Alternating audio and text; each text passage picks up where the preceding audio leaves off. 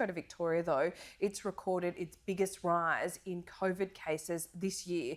57 reported in just the last 24 hours. Joining us now from Melbourne is Patrick Murrell. These numbers dropped just a few minutes ago. It isn't necessarily all bad news though, Pat.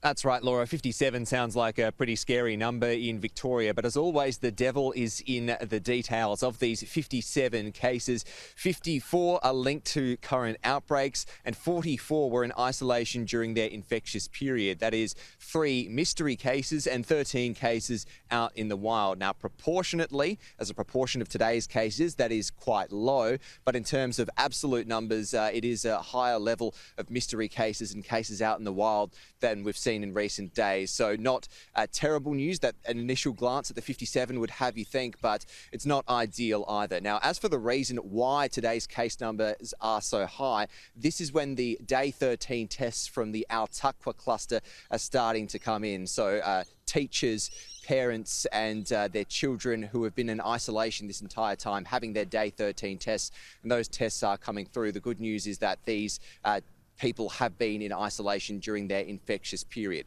We've also seen today just short of 50,000 tests. We've heard the Premier, amongst others, urging Victorians to come forward to get those testing numbers up. And it looks like that messaging is working because, Laura, we just a few days ago had only 30,000 tests a day. Yeah, okay, so a big increase in tests, only 13 infectious in the community, only 3 mystery cases. So relatively good news, even though the numbers are high. But Pat, one number that is very high, that is 200 days in lockdown. How are people coping?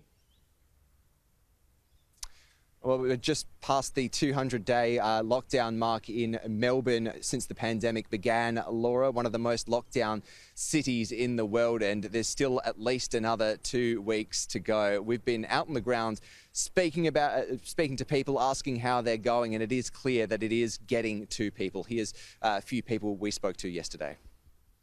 I think fatigue's starting to set in.